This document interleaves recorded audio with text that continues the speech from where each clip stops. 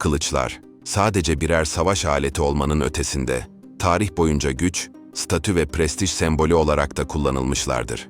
Bu videoda, keşfedilen en eski kılıçlara bakacağız. Malatya'dan çıkan kılıç ise sizleri hayrete düşürecek. Fazla vakit kaybetmeden başlayalım. Aziz Galgano'nun kılıcı. Kral Arthur ve taştaki kılıç efsanesi, dünya çapında yankı uyandıran ve nesiller boyunca aktarılan bir hikayedir. Fakat Arthur ve efsanevi kılıcı, gerçeklikten uzak birer figür olarak kalmaktadır. Buna karşın, Toskana'da bulunan taştaki kılıç, araştırmacılar tarafından da doğrulanan somut bir varlığa sahiptir. 12. yüzyıla ait olduğu kabul edilen Aziz Galgano'nun kılıcı, Aziz Galgano Manastırı'nın kalıntılarında bir taşın içine gömülü haldedir. Hikayesi şudur ki, Aziz Galgano, Montesiepi'ye yaptığı bir seyahat sırasında Başmelek Mikail tarafından ziyaret edilmiş ve manevi bir aydınlanma yaşamıştır. Mikail ona maddi varlıklardan vazgeçmesi gerektiğini söylemiş ve Galgano da inancını göstermek için kılıcını bir kayaya saplamıştır. Kılıç o zamandan beri kayanın içinde yer almaktadır. Aziz Galgano'nun kılıcından sadece kabzası, kulp ve yaklaşık 3 metrelik bir kısım görülebilmektedir. Tüm parçaların 12. yüzyıldan kalma ve aynı kaynaktan geldiği kanıtlanmıştır. Bu da kılıcın hiçbir zaman yerinden oynatılmadığını ve bozulmadığını göstermektedir. Cortana, Birleşik Krallık kraliyet mücevherlerinin göz alıcı koleksiyonunda yer alan ve İngiliz kral ve kraliçelerinin taç giyme törenlerinde kullanılan 5 kılıçtan biridir. Milattan sonra 11. yüzyıla uzanan köklü geçmişiyle Cortana, sadece bir kraliyet sembolü olmanın ötesinde, tarih ve efsanelerle dolu bir hikayeye sahiptir. Orijinal Cortana'nın 1042 ile 1066 yılları arasında hüküm süren itirafçı Edward tarafından kullanıldığı düşünülmektedir. Günümüzde kullanılan Cortana ise 17. yüzyılda 1. Charles'ın 1626'daki taç giyme töreni için özel olarak üretilen bir kopyadır.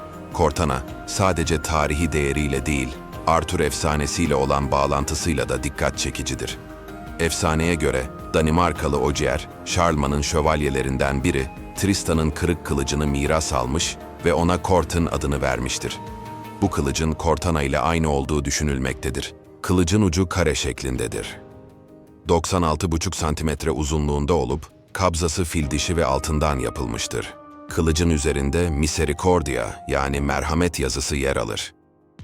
Joyeuse, neşeli anlamına gelen joyeuse, Fransa krallarının taç giyme törenlerinde kullanılan tek kılıç olma özelliğini taşımaktadır. Kesin bir bilgi olmasa da 8. yüzyılda Frankların kralı Charlemagne tarafından kullanıldığı düşünülmektedir. Louvre Müzesi'nde bulunan joyeuse'un bilinen en eski kaydı, 1271 yılında 3. Filip'in taç giyme törenine aittir. Bugün elimizdeki kılıç, Fransa tarihinin farklı dönemlerinden kalma parçaların bir araya getirilmesiyle oluşmuştur. Joyeuse, sadece bir kılıç olmanın ötesinde, Fransa monarşisinin ve tarihi mirasının bir simgesidir. Yüzyıllar boyunca kralların taç giyme törenlerinde kullanılmış ve Fransız ulusal kimliğinin önemli bir parçası haline gelmiştir. Aziz Cosmas ve Damian'ın kılıcı. Milattan sonra 10. yüzyılın sonlarına uzanan, Essen kılıcı olarak da bilinen tarihi bir eserdir. Kılıcın ilk kullanımı savaşla ilişkilendirilse de, daha sonra Almanya'nın Essen kentinin koruyucu azizleri olan Aziz Cosmas ve Damian'ın ölümünü anmak için süslü bir hale getirilmiştir. Kutsal Roma İmparatoru 3. Otto tarafından Essen Manastırı'na hediye edildiği bilinen bu kılıç, günümüzde de aynı manastırda korunmaktadır.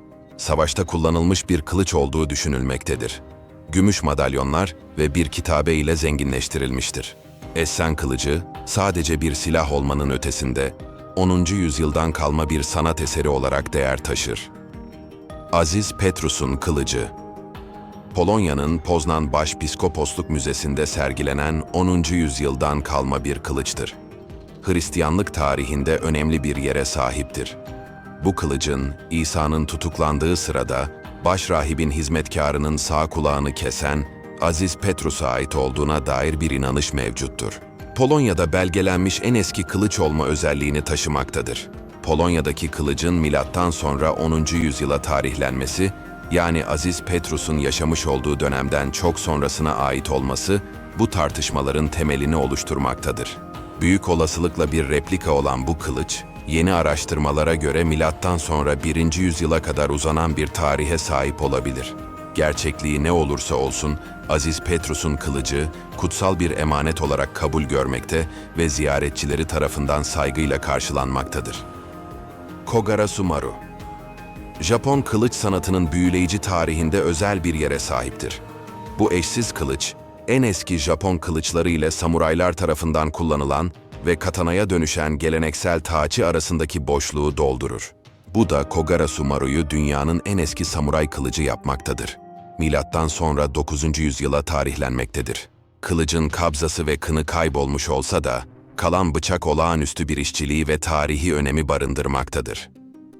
Kogara-Sumaru, kavisli çift ağızlı bıçağıyla ilk kavisli Japon kılıcını yaratan efsanevi Japon kılıç ustası Amakuni tarafından yapıldığına inanılmaktadır. Kogara-Sumaru'nun adının nasıl aldığına dair kesin bir bilgi yoktur. Bir efsaneye göre kılıcın sahibi Taira no Tadatsune, bir gece yarısı savaşta bir karga tarafından korunmuş ve bu olaydan sonra kılıcına küçük karga anlamına gelen Kogara-Sumaru adını vermiştir. Kogara-Sumaru, sadece nadir bir antika olmanın ötesinde, Japon kılıç sanatının ve samuray kültürünün kökenlerini anlamak için paha biçilemez bir kaynaktır. Bu kılıç, Japonya'nın tarihi ve kültürel mirasının önemli bir parçasını oluşturmaktadır. 7 kollu kılıç Japonca Shichi-Shito ve Korece Chiljido olarak bilinen, milattan sonra 4. yüzyıla ait tarihi bir eserdir. Kore'de ortaya çıkan bu kılıç, Baekje Krallığı'nın, Japonya'nın Yamato döneminden bir hükümdara armağanıdır. Kılıcın en dikkat çekici özelliği, 7 kola ayrılan sapıdır. Bu kolların, büyük ayı takım yıldızı veya güneşin 7 ışığı ile ilişkilendirildiğine inanılır. Kılıcın orta kabzasında ise, Japonya ve Kore arasındaki dostluğu simgeleyen altın kakmalı bir yazıt bulunur. 7 kollu kılıç, Nara eyaletindeki Isonokami tapınağında muhafaza edilmektedir ve halka açık bir şekilde sergilenmemektedir. Kılıcın sadece kopyaları, Japonya ve Kore'deki müzelerde görülebilmektedir. 7 kollu kılıç, sadece tarihi bir eser olmanın ötesinde, Japonya ve Kore arasındaki uzun ve köklü ilişkinin bir simgesidir. Bu kılıç, iki ülke arasındaki dostluk ve kültürel alışverişin bir kanıtı olarak kabul edilir. Gouja'nın kılıcı kusursuz durumu ile bu listedeki en etkileyici antik kılıçlardan biridir. Milattan önce 5. yüzyıla tarihlenen bu kılıç, Yue kralı Gouja'na aitti ve o zamandan beri bir efsane haline geldi. Kılıcın en şaşırtıcı özelliği, 1000 yıldan fazla bir süre su dolu bir tapınakta gömülü kalmasına rağmen lekelenmemiş ve hala keskin olmasıdır. Bu olağanüstü durum, kılıcın kimyasal bileşiminden kaynaklanmaktadır. Bakır, kalay, kurşun ve eser miktarda sülfür ve arsenik içeren bu özel bileşim, paslanmayı ve aşınmayı önler. Gouja'nın kılıcı, sadece nadir bir antika olmanın ötesinde, antik Çin metalürjisinin ve silah yapım sanatının mükemmel bir örneğidir. Bu kılıç, aynı zamanda Yue Krallığı'nın ve Gouja'nın tarihi hakkında da değerli bilgiler sunmaktadır. 1965 yılında Çin'de keşfedilen Gouja'nın kılıcı, o zamandan beri birçok sergide yer aldı. 1994 yılında Singapur'a ödünç verilirken hasar gördü ve o zamandan beri Çin'den çıkmasına izin verilmemektedir. Kılıç şu anda Hubei Eyalet Müzesi'nde sergilenmektedir ve Çin'in en önemli ulusal hazinelerinden biri olarak kabul edilmektedir. Nebra gökyüzü disk kılıçları. Nebra gökyüzü disk hazinesi, 20. yüzyılın en önemli arkeolojik buluntularından biri olarak kabul edilir ve UNESCO Dünya Belleği kayıtlarında da yer alır. Bu hazinenin en dikkat çekici parçası, altın gök cisimleriyle süslü bronz bir disk olan Nebra gökyüzü diski olsa da, hazinede 2 bronz kılıç, 2 balta, bir keski ve spiral bilezik parçaları da bulunmaktadır. Milattan önce 1600 civarına tarihlenen bu bronz kılıçlar ve diğer eserler bir araya getirilerek gömülmüştür. Bilim insanları eserlerin üretim tarihlerini tam olarak belirleyememişlerdir. Bu da eserlerin gömüldüğünden çok daha eski olabileceği ihtimalini ortaya koymaktadır. Nebra gökyüzü disk kılıçları sadece nadir birer antika olmanın ötesinde, Bronz Çağı Avrupası hakkında önemli bilgiler sunmaktadır. Kılıçların üretim ve gömülme tarihleri, o dönemdeki metalürji, ticaret ve inanç sistemleri hakkında ipuçları vermektedir. Nebra gökyüzü disk kılıçları, bakır kakma tekniği ile süslenmiştir. Bu teknik, o dönemde oldukça nadir bir teknikti ve Akdeniz dışında kullanıldığına dair çok az sayıda örnek bulunmaktadır. Bu da Nebra gökyüzü disk kılıçlarını daha da özel kılar. Arslantepe kılıçları. Türkiye'deki Arslantepe Arkeolojik Höyüğü'nde bir kılıç zulasının keşfedilmesi, tarih bilincimizi kökten değiştirdi. Bir zamanlar en eski kılıçların, M.Ö. 1600 veya 1500'e kadar uzandığı düşünülüyordu. Fakat Roma Üniversitesi'nden arkeolog Marcella Frangipane'nin önderliğinde yapılan kazılarda, M.Ö. 3300'e kadar uzanan 9 kılıç ortaya çıkarıldı. Bu keşif, Arslantepe kılıçlarını dünyanın bilinen en eski ve ilk kılıçları haline getirdi. Arslantepe kılıçları, arsenik ve bakır alaşımından yapılmış ve nispeten sağlam bir şekilde korunmuştur. Bu silahların toplam uzunluğu 45 ila 60 santimetre arasındadır. Kılıçların 3 tanesi gümüş kakma ile süslenmiş ve kabzalarında zarif motifler yer almaktadır. Arslantepe kılıçları sadece nadir birer antika olmanın ötesinde, insanlık tarihine dair önemli bir keşiftir. Bu kılıçlar, savaş teknolojisinin ve metalürjinin erken evreleri hakkında değerli bilgiler sunmaktadır. Ayrıca, Mezopotamya ve Anadolu arasındaki bağlantıları da aydınlatmaktadır. Arslantepe'nin 9 kılıcından 3 tanesi, gümüş kakma ile süslenmiştir. Bu süslemeler, geometrik motifler ve hayvan figürleri içerir.